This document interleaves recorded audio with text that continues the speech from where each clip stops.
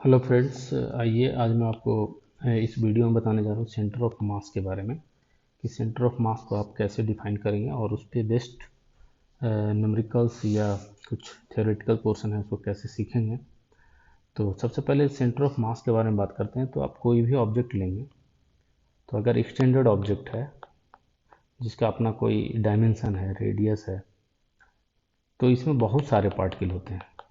ये एक जो ऑब्जेक्ट है जिसका अपना एक डायमेंशन है, वॉल्यूम है, एरिया है, मास है, तो उसका जो है बहुत सारे उसमें पार्टिकल जो है एम्बेडेड होते हैं। ये एक ऑब्जेक्ट है लेकिन इसमें बहुत सारे पार्टिकल है और हर एक पार्टिकल का अपना एक मास है, m1, m2, m3, इस तरह से बहुत सारे मास हैं। तो सेंटर ऑफ मास जो है इस ऑब्जेक्ट का कहाँ होगा? तो अगर स्फेरिकल या सर्कुलर यूनिफॉर्म ऑब्जेक्ट है तो उसका सेंटर ऑफ मास निश्चित तौर पर उसके सेंटर पे होता है। ठीक है, सेंटर ऑफ मास को शॉर्ट फॉर्म में CM से भी लिखते हैं। तो अगर कोई रेगुलर यूनिफॉर्म ऑब्जेक्ट है तो उसका सेंटर ऑफ मास कहाँ होगा? उसके सेंटर पे।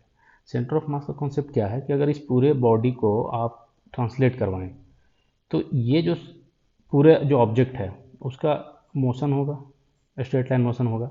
तो ये पार्टिकल इधर मोशन करेगा, ये इधर, ये इधर, सबका अपना अपना एक ट्रैक होगा। लेकिन इसके सेंटर में जो आप सेंटर ऑफ मास पार्टिकल जिसको हम बोल रहे हैं उसका ट्रैक क्या होगा? बिल्कुल स्ट्रेट लाइन इस तरह से होगा। तो इस पूरे ऑब्जेक्ट को हम इस एक पॉइंट ऑब्जेक्ट में मान सकते हैं जिसका मास वही होगा जिसका पूरा मास होगा। ठीक है, और इसमें जैसे हम रेडियस r बोल रहे थे, तो ये पूरे ऑब्जेक्ट को पॉइंट मास के रूप में जब हम बात करते हैं तो वो पॉइंट मास का पोजीशन जो होगा वो एक्चुअली सेंटर ऑफ मास का पोजीशन होता है। तो सेंटर ऑफ मास बेसिकली क्या है? एक पोजीशन वेक्टर है। पोजीशन वेक्टर है of position vector of point particle. ठीक है, और उसको डिफाइन कैसे करेंगे? उसका पोजीशन को हम कैसे बताएंगे? तो उसके पोजीशन को हम वेक्टर फॉर्म में लिखते हैं, R centre of mass is equal to total mass से डिवाइड करते हैं और समेशन लेते हैं हर एक पार्टिकल का। तो ith पार्टिकल की बात करें तो हम क्या करेंगे? mi और उसका पोजीशन ri, और i 1 से लेके n पार्टिकल है तो n तक का। तो ये है सेंटर ऑफ मास का। तो आप इसमें कहीं ना कहीं पे आपको ओरिजिन मानना पड़ेगा। ठीक है, अब मान लेते हैं कि यहाँ पे हमने ये मान लिया ओरिजिन 0 0, अगर जेड कोऑर्डिनेट में लेंगे तो जेड में लेंगे। तो ये यहाँ पे कोई ith पार्टिकल है, तो ये ith पार्टिकल का जो है मास हम लिखेंगे mi और इसका पोजीशन इस तरह से, तो ये हो जाएगा ri। तो इस तरह से सारे पार्टिकल का समेशन करके जब हम ऐड करेंगे तो जो हमें मिलेगा पोजीशन, उसी को बोलेंगे पोजीशन ऑफ सेंटर ऑफ मास। तो ये एक्स में, वाई में, जेड में हो सकता है, ये वेक्टर फॉर्म में है। तो अगर सिर्फ इसका एक्स कोऑर्डिनेट ही हमें मिले तो हम लिख सकते हैं X centre of mass 1/m summation I और एम आई और एक्स आई। इसी तरह से अगर Y coordinate centre of mass हमें पता करना हो तो हम लिख सकते हैं 1/m समेशन ऑफ एम आई और बाई आई। अगर जेड कोऑर्डिनेट भी 3 डायमेंशनल ऑब्जेक्ट है, जेड कोऑर्डिनेट भी आपको लेना पड़ेगा, तो आई, एम आई और जेड आई। तो इस तरह से सेंटर ऑफ मास जो है वेक्टर नोटेशंस में आप लिख सकते हैं। और ये जब तीनों एक्स वाई और जेड आपको पता चल जाए तो आर सेंटर ऑफ मास आप इजीली लिख सकते हैं एक्स आई बाई जे और जेड के, इस तरह। ठीक है, अब इस पे एक एग्जांपल देख लेते हैं। ठीक है, चलिए एक एग्जांपल उठाते हैं। तो हम क्या ले लेते हैं? एक स्क्वायर जिसका साइड लेंथ कितना है? स्मॉल a, और यहाँ पे m मास है, यहाँ पे 2m मास है, यहाँ पे 4m मास है, 2m यहाँ पे 3m ले लेते हैं और यहाँ पे 4m। ठीक है, तो सबसे पहले क्योंकि पोजीशन आपको बताना है सेंटर ऑफ मास का, तो आप ऐसा कीजिए कि इस वाले लाइन को ले लीजिए एक्स एक्सिस और इसके परपेंडिकुलर ये जो लाइन है इसको ले लीजिए वाई एक्सिस। तो इसका जो हो जाएगा ओरिजिन हो जाएगा 0 0, और ये इसका कोऑर्डिनेट कितना हो जाएगा? 2m का a 0, और इसका कोऑर्डिनेट a और a हो जाएगा, और 4m का कोऑर्डिनेट हो जाएगा 0 और a। तो हम अब हमें पता करना है centre of mass, x centre of मास। तो एक्स सेंटर ऑफ मास हम पता कर लेंगे इसका, तो कितना हो जाएगा 1/m, और समेशन का फॉर्मूला आई से लिखना शुरू करेंगे, MI/xi। अब हर एक पार्टिकल का लिखिए, टोटल मास m होगा, ठीक है। तो हम इस तरह से लिख सकते हैं, total mass m plus 2m plus 3m plus 4m। तो ये जो पार्टिकल है, एक पार्टिकल, 2, 3 और 4, ये कंबाइन इस तरह के सिचुएशन में जब पार्टिकल है, तो इसका होल सिस्टम ऑफ पार्टिकल का सेंटर ऑफ मास कहाँ पे होगा। तो हमने पहले टोटल मास लिख लिया, m 2m 3m 4m। अब हम लिखते हैं पहला, इससे लेते हैं, तो इसका तो है मास m, पोजीशन कितना है 0, जो इसका x कोऑर्डिनेट है, प्लस 2m के लिए लिखना शुरू करेंगे, तो मास है 2m और पोजीशन इसका कितना है a, फिर 3m पोजीशन कितना है a, फिर 4m और इसका पोजीशन कितना है 0। इसको सोल्व करेंगे तो हमें क्या मिलेगा, इसका रिजल्ट, इसका रिजल्ट हमें मिल जाएगा 3 और 2 कितना हो जाएगा 5ma अपॉन 4 3 2 4 3 7 2 1 10 10m, ठीक है। m से m क्या हो जाएगा, कैंसिल, 5 इंटू 2 10, तो आपको आंसर में ये कितना आ जाएगा a/2। ये आया x कोऑर्डिनेट। इसी तरह से अब हम क्या निकालेंगे, y कोऑर्डिनेट। तो फिर टोटल मास आपको पता ही है 10m होगा, और y कोऑर्डिनेट, तो सबसे पहला इसका y कोऑर्डिनेट कितना हो जाएगा 0, तो m इंटू 0 0 प्लस इसका कितना होगा 2m इंटू 0 0 प्लस इसका कितना होगा 3m इंटू a, और 4m का कितना हो जाएगा 4m इंटू a। तो 4 और 3 7, तो आपको आएगा 7ma अपॉन 10m। तो यहाँ पे कैंसिल क्या हो जाएगा m, तो आपको आ जाएगा 7a अपॉन 10। तो इसका मतलब है कि जो centre of mass of the given system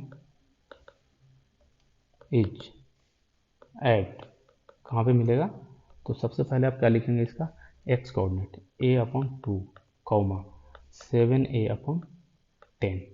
तो ये जहाँ पे मिलेगा a/2, मतलब ये हाफ वे यहाँ पे होगा, और 7a/10, तो ये 1 से भी कम में, तो इधर आएगा कहीं पे, तो ये लगभग यहाँ पे आपको सेंटर ऑफ मास मिल जाएगा। तो इस फॉर्मूला का आप इस तरह से यूज करेंगे। अब इसके बाद हम देखते हैं 2 पार्टिकल सिस्टम का सेंटर ऑफ मास।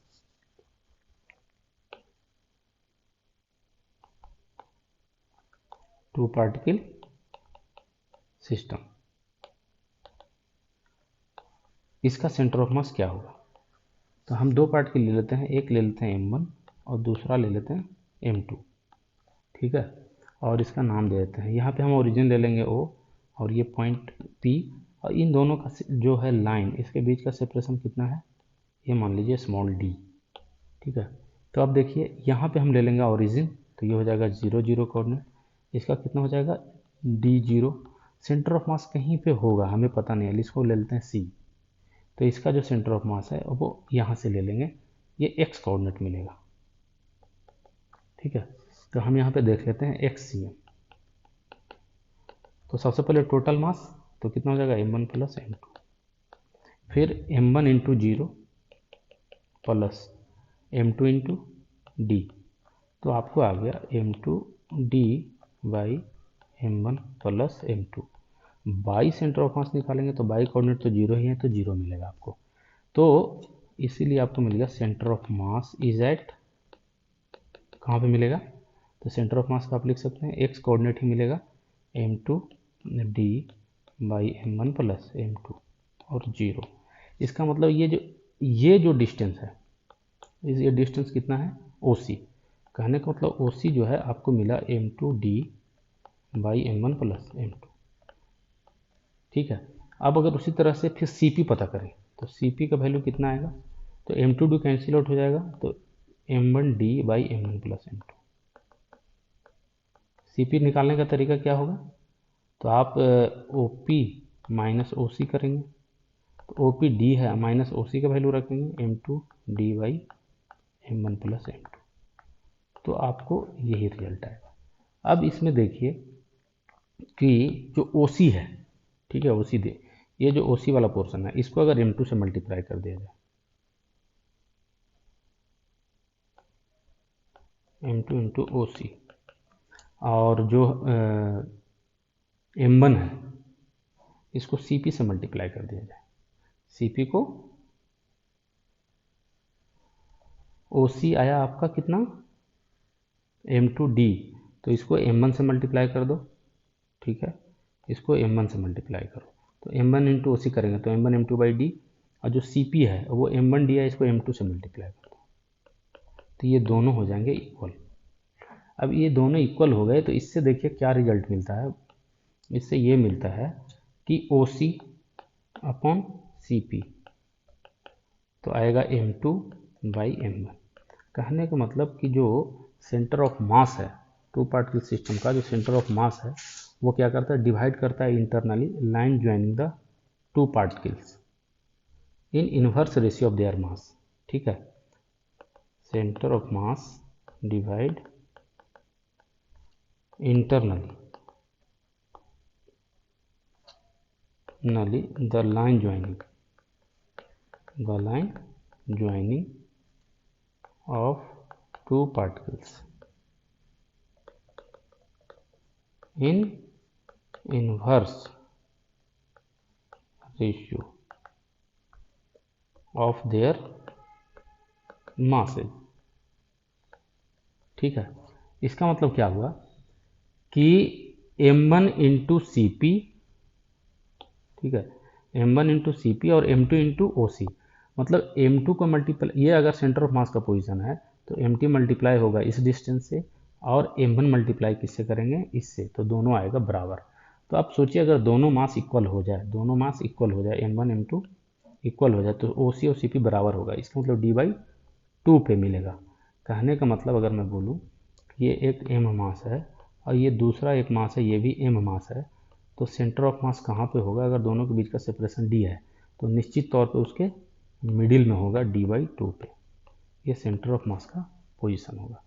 इसी तरह से अगर यूनिफॉर्म डिस्ट्रीब्यूशन है, कोई आप रॉड लेते हैं जिसका लेंथ l है और मास कितना है, कैपिटल M है, तो इसका सेंटर ऑफ मास कहाँ पे होगा, तो यहाँ अगर ओरिजिन माने, ये x एक्सिस माने, तो x एक्सिस पे कितना पे मिलेगा, l/2 पे, ये सेंटर ऑफ मास का पोजीशन होगा।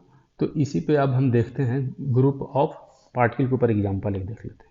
एग्जांपल हम देखते हैं ग्रुप ऑफ पार्टिकल, उसमें क्या देखते हैं, ये एक रॉड है जिसका लेंथ कितना है l, और इससे एक दूसरा रॉड ठीक इसके सेंटर ऑफ मास यानी बीचों बीच में l/2 पे, मान सकते हैं ये l/2 पे ज्वाइंट है, और इसका भी कितना है लेंथ, सेम है, ये भी l लेंथ का है। तो इस पूरे सिस्टम का ये एक सिस्टम बन गया है, तो इस पूरे सिस्टम का सेंटर ऑफ मास कहाँ पे मिलेगा, तो आप देखिए इसमें ये जो l लेंथ का पोर्शन है इसका सेंटर ऑफ मास कहाँ पे मिलेगा, यहाँ पे, इसका आप नाम दे दीजिए C, ये हो गया A, ये B, ये C, और इस वाले पोर्शन का सेंटर ऑफ मास कहाँ का होगा, l/2 पे, यहाँ से l/2 पे, तो ये हो जाएगा दूसरा सेंटर ऑफ मास E। अब ये एक है, अब ए बी जो है कंटिन्यूस एक ऑब्जेक्ट है, लेकिन सेंटर ऑफ मास हमने बता दिया, तो हम बोल सकते हैं कि पॉइंट सी पे जो बॉडी है वो सेंटर्ड है, जिसका मास है m, इस वाले रॉड का भी मास m है, और इस वाले रॉड का सेंटर ऑफ मास यहाँ पे मिल गया। तब आपके पास हो गया ये और ये, इसका मास m, इसका मास m, और इन दोनों को जो ज्वाइन करेगा इनके बीचों बीच में मिलेगा, तो यहाँ पे सेंटर में कहीं पे आपको मिल जाएगा। तो ये l/2 है तो ये कितना हो जाएगा, l/4, तो ये पॉइंट जो होगा सेंटर ऑफ मास का वो हो जाएगा l/4। तो आप यहाँ से अगर ओरिजिन माने x एक्सिस और इधर माने y एक्सिस, तो हमें क्या कोऑर्डिनेट मिलेगा, सेंटर ऑफ मास का 0 और y में कितना मिलेगा, -l/4। तो ये होगा सेंटर ऑफ मास का, कंटिन्यूस ऑब्जेक्ट का, कंटिन्यूस बॉडी का सेंटर ऑफ मास पता करने का तरीका। अब हम देखते हैं इसमें किसका, centre of mass of continuous body, mass of continuous bodies, continuous body मतलब, तो जैसे अभी आपने देखा, जैसे हम एक रॉड ले लेते हैं इस तरह से, ये कंटिन्यूस बॉडी है, इसमें यूनिफॉर्म डिस्ट्रीब्यूशन ऑफ मास है, तो इधर हमने ले लिया x एक्सिस और इस तरफ ले लिया y एक्सिस, ये हो गया और इसका टोटल लेंथ हम मान लेते हैं L और मास कितना है m। तो मास पर यूनिट लेंथ कितना होगा, लैम्डा जिसको बोलते हैं। मास पर यूनिट लेंथ कहने का मतलब अगर लेंथ L है तो मास m है, यूनिट लेंथ रहेगा तो m/L, या ये हो गया continuous distribution. Mass density per unit length यहाँ पे इक्वल होगा जिसको बोलेंगे लैम्डा, तो होगा m/L। अब अगर हम यहाँ से ये बोलें कि x डिस्टेंस पे हमने एक छोटा सा एलिमेंट कट कर लिया जिसका लेंथ कितना है dx, तो इसका मास कितना होगा dm।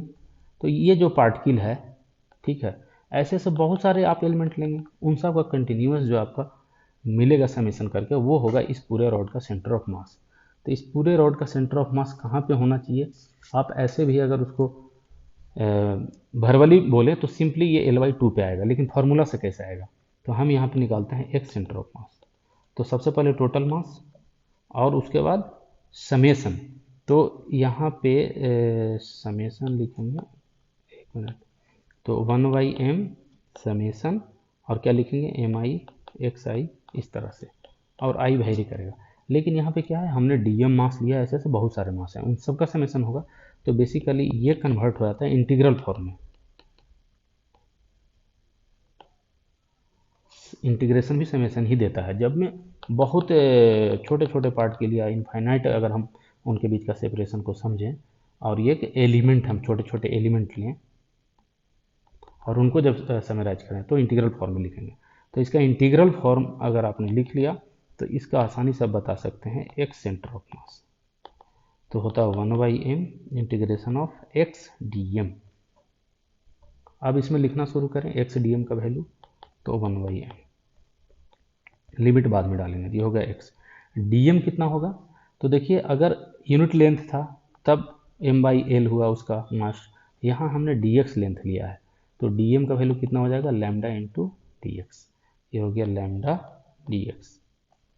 अब लैम्डा तो कांस्टेंट है m/l, तो आपको हो जाएगा λ/m और x dx, और x का वेरिएशन यहाँ 0 0 था और यहाँ पे l 0 कोऑर्डिनेट है, तो x कोऑर्डिनेट वेरी कर रहा है 0 से l तक। अब इसको करेंगे सोल्व, तो लैम्डा का वैल्यू लिख देंगे m/l और m, और ये हो जाएगा x का इंटीग्रेशन x² और इंटीग्रेशन 0 से l तक।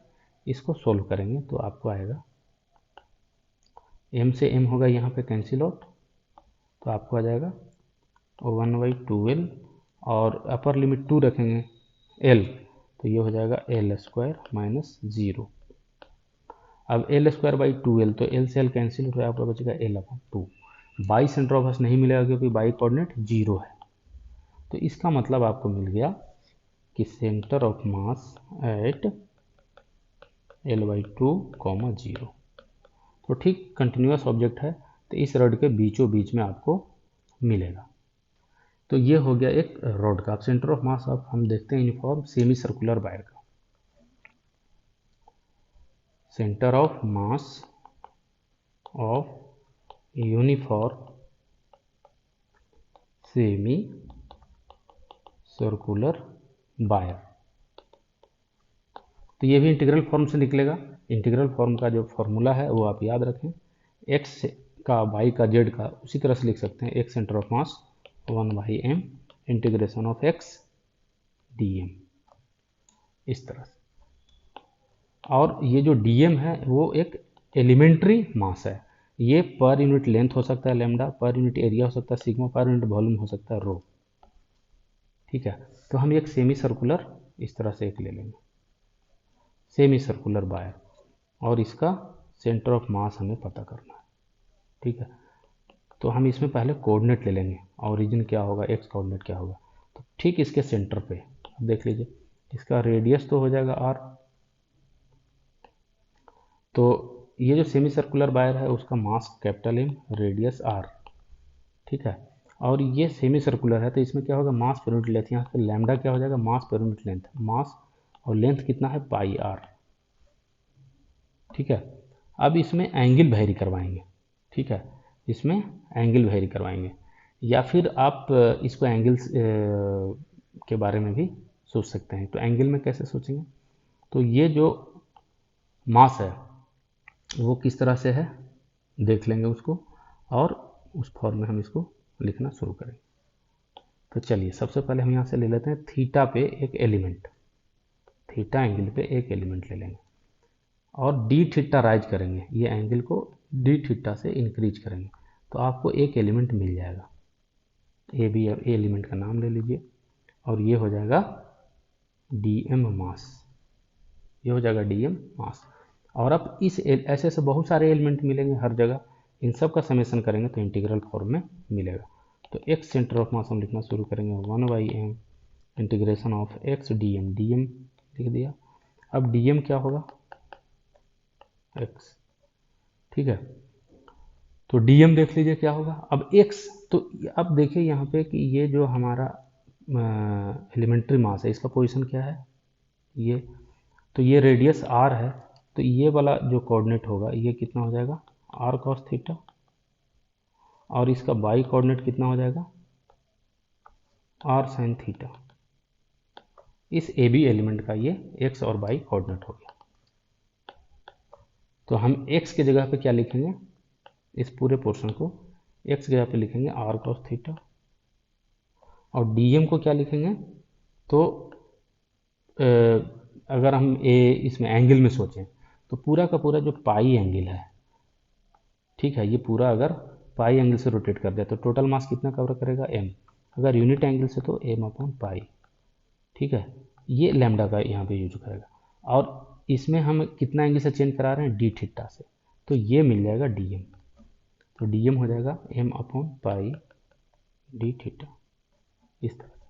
अब थीटा का वैल्यू, तो थीटा यहाँ पे कितना होगा 0 डिग्री, और जब पूरा रोटेट कर जाएगा तो कितना होगा 180, तो 0 से पाई में हम इसको ले चलेंगे। तो ये आपको आ जाएगा एम कैंसिल आउट हो जाएगा 1 अपॉन पाई, और ये r cos theta, cos theta का इंटीग्रेशन कितना हो जाएगा साइन थीटा, और साइन थीटा का lower limit 0 upper limit pi, तो साइन पाई भी 0 होता है, साइन 0 भी 0, तो ये अल्टीमेटली 0 मिल जाएगा।